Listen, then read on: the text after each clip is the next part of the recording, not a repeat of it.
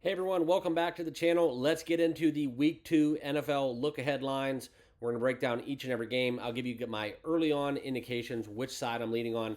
We'll talk about some of the totals along the way. And I'll give you kind of the games that I'm eyeing kind of at this early spot in the week because within the NFL, these lines can move on a snap of a finger. So I want to break this down as soon as possible, get you guys kind of out there with your brains thinking on where the numbers are going to head to because we do a lot of times see a lot of movement that erases any closing line value to be had. And in this video, like I said, I'm going to give you guys a ton of picks, not necessarily betting all of these, but these are just some of the picks that my head is kind of keying in on as we look into the Week 2 lines in the NFL. So with that being said, let's get down into it. If you are new to the channel, awesome. I welcome you all. Make sure you subscribe down below, smash that like button, and let me know what you guys are looking at betting. It's early. That's great. It means you're watching this video in anticipation of Week 2. So that's what you need to be doing because, like I said, closing line value is everything within the NFL. And we saw that definitely with last week and how much the offseason training camp lines, when these opened over the summer, how much they actually play a role. So Week 1 to Week 2, yes, there's some injuries to talk about. Yes, there's a little bit less time to prepare. And that's not necessarily a bad thing. So hopefully at the end of this video, you have a little bit better of an insight to where the money's at, where everything's headed, and I'll give you guys kind of my plays that I'm looking at early on along the way. So that's what we have going on.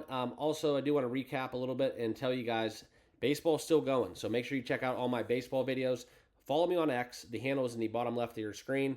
Make sure you guys are all over there because I do post things from time to time. Also, I want to share with you, we do have channel memberships here.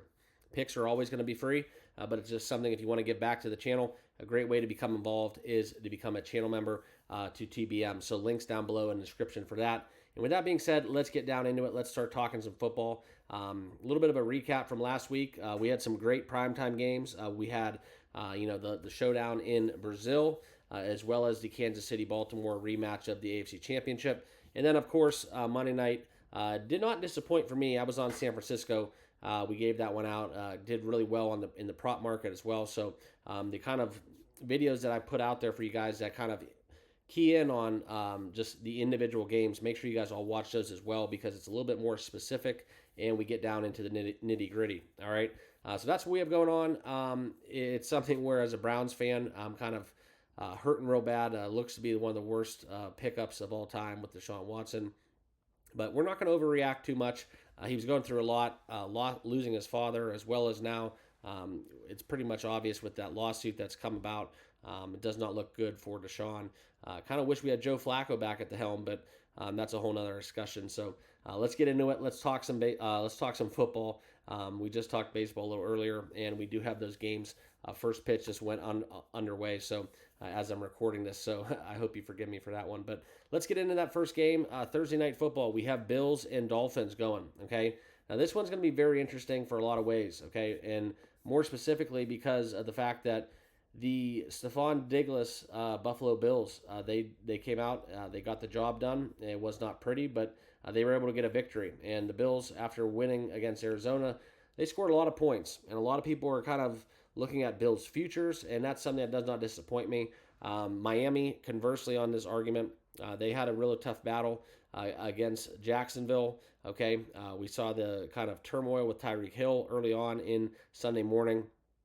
I was able to cash a three-way touchdown score prop. I think a lot of you guys probably were on Tyreek Hill anytime TD score.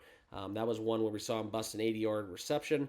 And then obviously the subsequent touchdown dance getting shackled in the end zone by Jalen Waddle, which was absolutely fantastic. Great for entertainment purposes. Hopefully he doesn't get fined for that one. But this is where I look at this game and I see nothing but an over. Okay. My early on lean would be taking the over 48. You can get a juicy 48 out there. Right now, the number's at 48.5. I do think this will be one of the more publicly bet games. So I do see a lot of movement that we will get. Also, it is the Thursday night game, so it's going to come on, sneak up on us a little quicker. But the early on play that I would lean towards the Bills. And also on a short week, I think this is where that does affect Miami a little bit more than Buffalo. but I do lend towards the over. Less time to prepare. I know prime time we take unders, but I think that it's going to be a public play, but I do like the over. That would be my best bet in the game. Obviously, Josh Allen, anytime touchdown scorer is great as well. So that's my early on leans for the Bills-Miami Thursday night football game. Next, we're going to talk about the Raiders and the Baltimore Ravens. Now, this is an interesting game for a lot of reasons. Most notably, we're going to get into it because we look at Baltimore off a loss. That's one of the more controversial endings, right, with Isaiah Likely stepping out with just seconds left as time was about to expire. They would have won that game. It would have went over in total, costing a lot of the underbettors their pick. But both of these teams losing against the spread. The Chargers absolutely dismantled the Raiders. Gardner Minshew, I do see him having some success. That was a prop bet that I was on. I took Gardner Minshew over his passing yards. You got to shop around. That's why we're going to use Odds Jam to talk a lot about the picks and the plays that I have because, quite frankly, it's invaluable, right? I was betting Gardner Minshew passing props. Instead of logging into 5 different apps, pull up the Odds Jam, boom. You can see the discrepancies. You can see where the value's at. I was able to get him over 225 for the same price they had offered out there for over 259 and a half. That's absolutely priceless. So for the short cost that they charge you monthly, and if you guys are betting anything substantial, OddsJam is truly an invaluable tool that I use to make all my bets. If you want to sign up with OddsJam, links down below in the description for 35% off your first month. Or if you buy the annual plan, 35% off that annual plan. Links down below. Use promo code TBM, okay? But that's what we have going in this game. I see this going towards the direction of Baltimore. I like Baltimore minus 9.5. That is one of my early kind of plays. It's going to be a great dance partner for teaser players out there. It's kind of a long teaser also. We go through the 8, the 7, the 6, even the 4, and you can actually get this one under a 3, the key number, obviously, in football, especially for a home favorite. 3 is that you would go through that if you would bump it up to a 6.5 point teaser. So look for that minus 130 juice if you do elect to do a 2-team 6.5 point teaser. But that's going to be a very chalky play. I think everybody's going to be on the Ravens. Ravens, Raiders, same thing, right? Just kidding. But anyways, I do like Baltimore in terms of a teaser. I also like a minus 9.5. I think this number has the potential to see a little bit of a come down. So if you're going to look for a 9 out there, you get the whole number. Wait for this, where I do see Baltimore seeing some movement to that 9 from that opener of 9.5. So that's going to be where I'm at. Actually, this number actually opened at 8.5 the more I look at it. So we have seen some movement, but buyback on the Raiders, I do forecast. If we do get a lot of public steam, a lot of the money, overwhelming a lot of the money in bets are going to be on the Ravens in this spot. A lot of public bettors early are on the Raiders, where we see that nice betting split, kind of forecasting where the money's headed, where I do like Baltimore in this spot, minus 9.5, okay?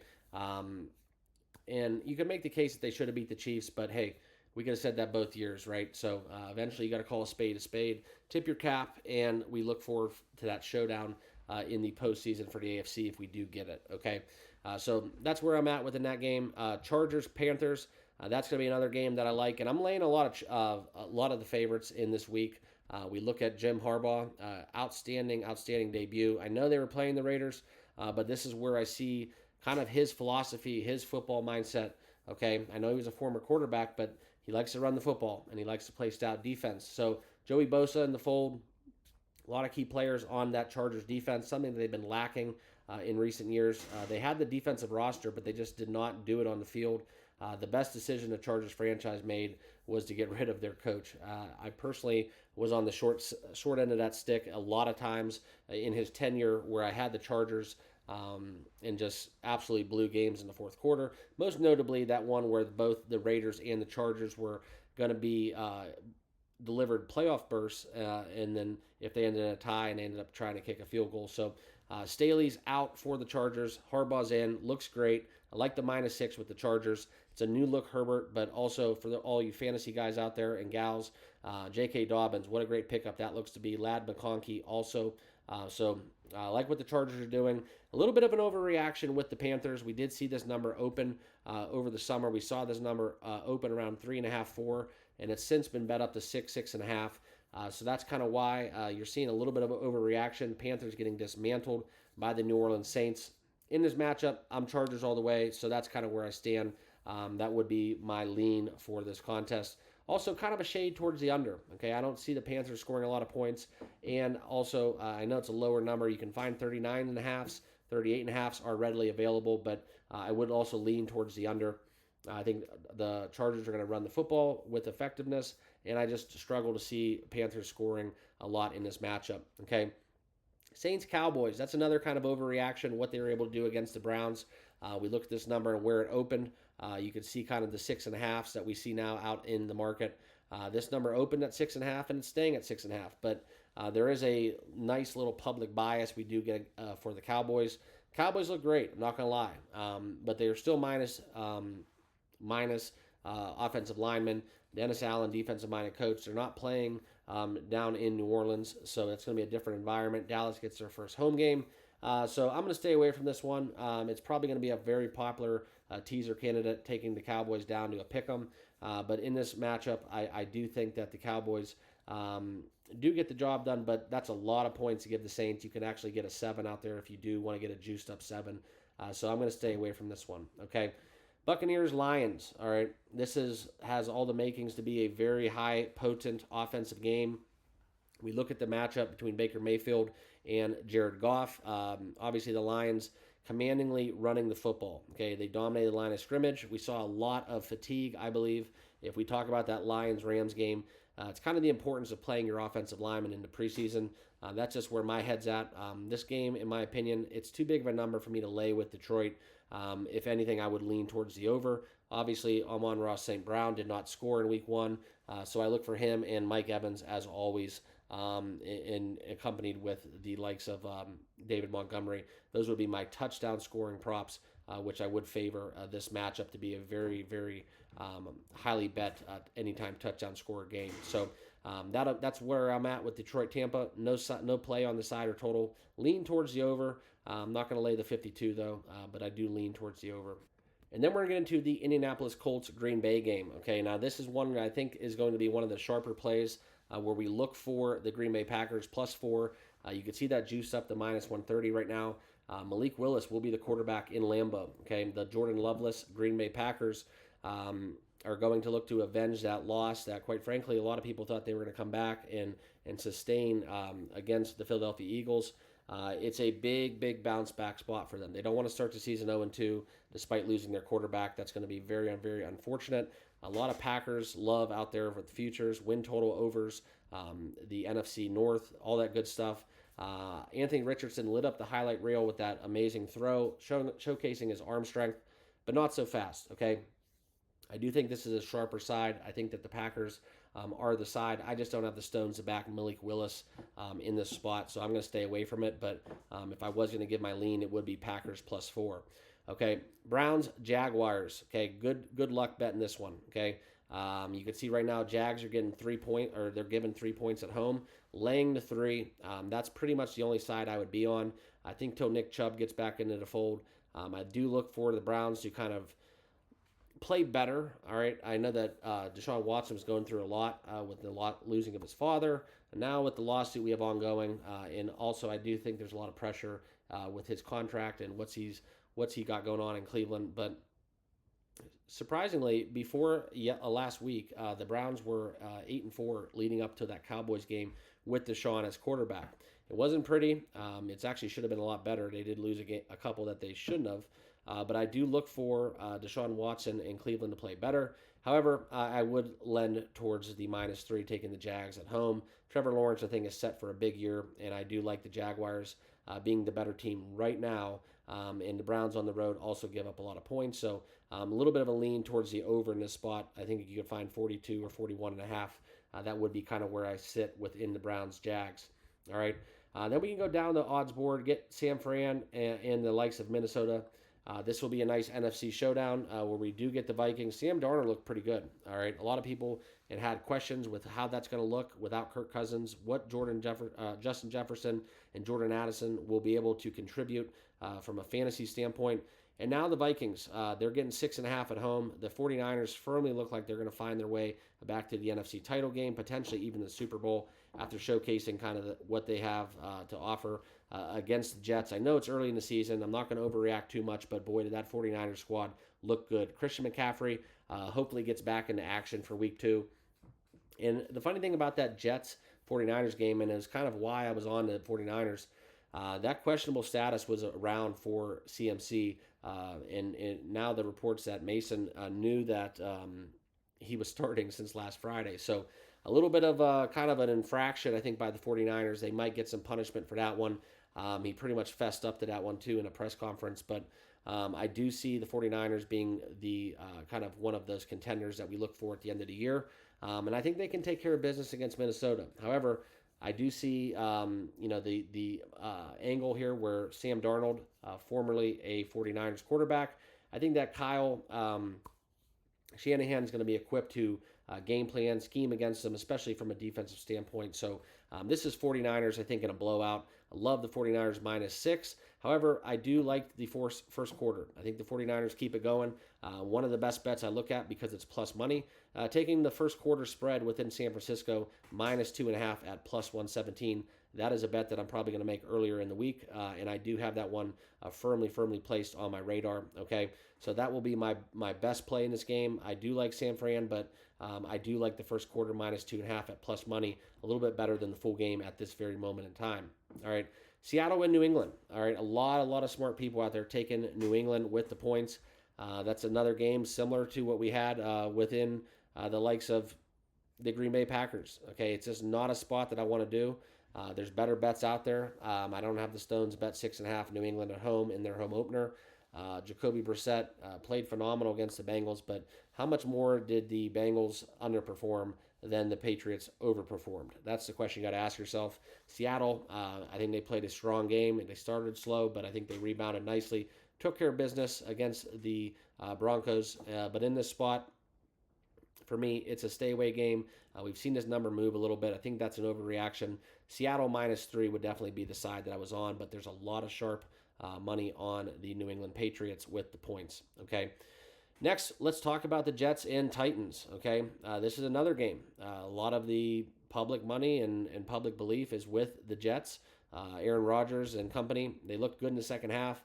First half, they looked like they couldn't even hit water if they fell out of a boat. Garrett Wilson and Breece Hall, a couple ill-fortunate plays within that. We saw, Garrett Wilson slip. Breece Hall turned over the football inside their own red zone, and that kind of contributes to the outcome. But in this game, I do look for a bounce-back spot. But once again, there's a lot of sharp money on the Titans, +4.5. So if anything, this is one where you potentially would take the Jets in kind of a modified bet and take them within a teaser. I don't like to cross across that 0 with the teaser, but the Jets, their defense is a little banged up. I do look for them to take care of business. Just I don't like the 3.5. I don't like the hook out there. So if you do get a 3, I potentially would jump on the Jets. That's just kind of where I stand. But like I said, along with a couple other games, there's a lot of sharp money on Tennessee as it sits right now. Okay. And then we do get the NFC East, okay? The New York Giants and Washington Commanders. For my money, none of it will be bet on the New York Giants. They looked absolutely abysmal. I don't know when they're going to move on from Daniel Jones. And what we saw with Jaden Daniels in his opener, he can run the football. He's going to be very effective on the ground. I look for the Commanders in this spot, potentially to win -1, -116 on the money line. That's where I would lend towards. Don't know how many points we're going to get, but I definitely think both quarterbacks are going to use their feet in this contest. So if you're in the quarterback rushing props, get on that early before there's any line movement. But I definitely favor the Commanders in week 2 on the money line. Okay. Next, let's talk about the Rams and Cardinals. This is one where I do like the Cardinals in this spot. Puka Nacua is going to be out. The Rams give up a lot of points. Their defensive line without Aaron Donald looks like they can't stop the run. James Conner, anytime touchdown, definitely is a bet that I'm looking into. Also, I think Kyron Williams is going to have some effectiveness against the Cardinals. As always, they're going to lean more on the running game. This is a kind of a sharper play where if we want to get towards the under, both of these teams, highly potent offenses. The under 49.5 is out there. It's probably a juiced up 50 if you want it. But I would lean towards the under in this spot. Also, I do like the Cardinals here as short home favorites. Okay, the Rams look gas. They look out of shape a little bit, and I just don't trust the Rams defense without Aaron Donald. So Cardinals, I like them in their home opener as a short money line favorite. Okay. Next, this is another game where there's going to be a lot of Pittsburgh money. Bo Nix out there, we've seen this number kind of move a little bit. Bo Nix kind of, did okay. He was able to get a rushing touchdown. For those of you that had money on Bo Nix anytime touchdown, that was some very great value that you were able to lock in and secure. And now we see a lot of the money on Pittsburgh minus 2.5. Okay, this is going to be a play for me. I'm all over the Steelers minus 2.5. There's also a lot of people on Denver plus 3. But if you can get rid of that hook, you could take the Steelers down to a field goal.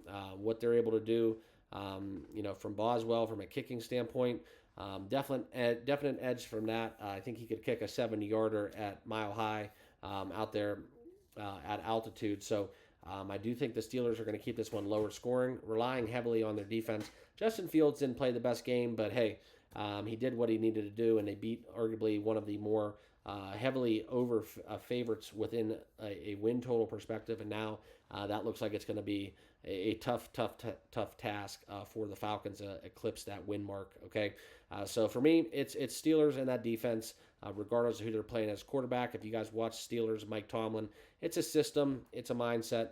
They got to go on the road again, so this is one where they're going to be all business as usual, and I look for this game to be bet towards the under 36.5, as well as what we have within the Steelers going against a rookie quarterback, taking the Steelers minus 2.5. That will be one of my favorite plays of the day. Okay, and then we do get unfortunately, a really tough matchup for the Chiefs in terms of scheduling, right? They had to play the Ravens primetime week 1, and now they host Cincinnati Bengals.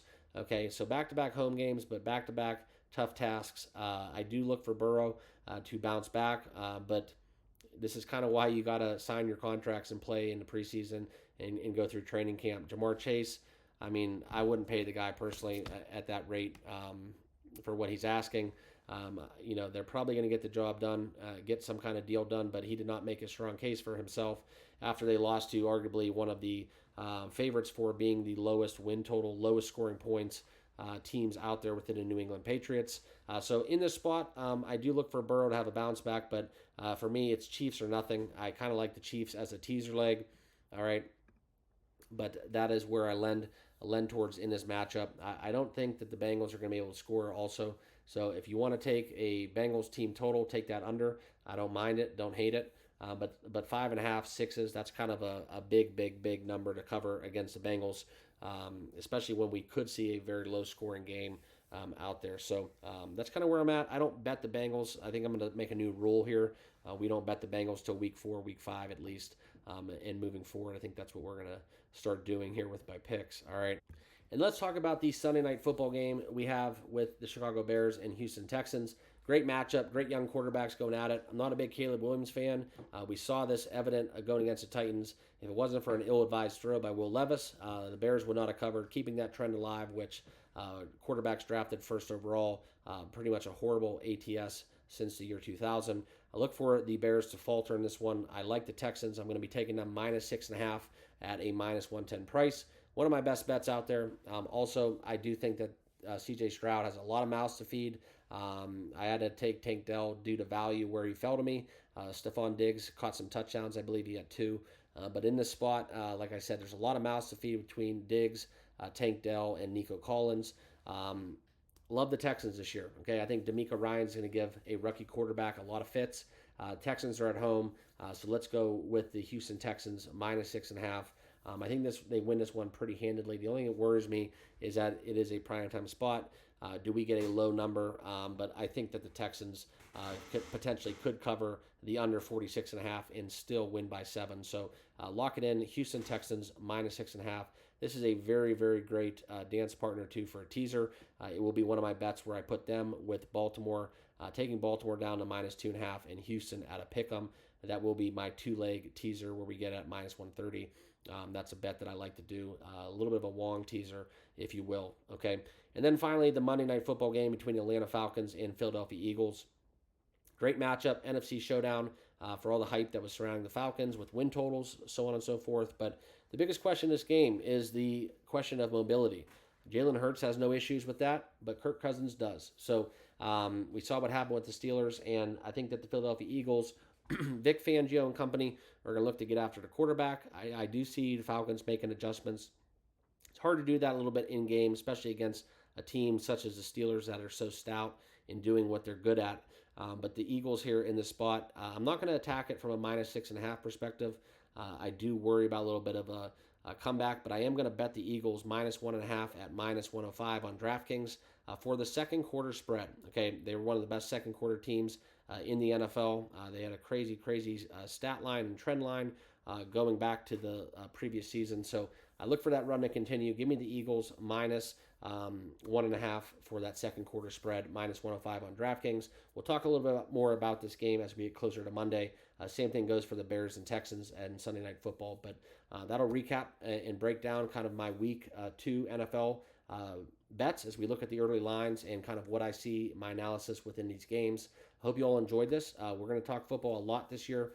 Like I said, videos pretty much every day because the way we have Thursday Night Football, sometimes Saturdays, and then we do get the likes of Sunday slates and the Monday Night Football contest that we all know and love. So that's what we have going on. Appreciate you guys. Remember to subscribe on your way out. If you haven't done so, please do. Also, give me a follow on X. Feel free to hop over to the Discord. Totally free. Great community we're building over there. And also, the picks are free here on the channel. But if you want to become a TBM channel member, links down below if you want to give back. That will be something here on YouTube for a channel membership. Okay, so appreciate you all. Good luck with your picks this week. Like I said, this is my early look into the early lines and as well as kind of my breakdown of each and every game that we have going in the Week 2 slate. Thanks again. We'll see you in the next video.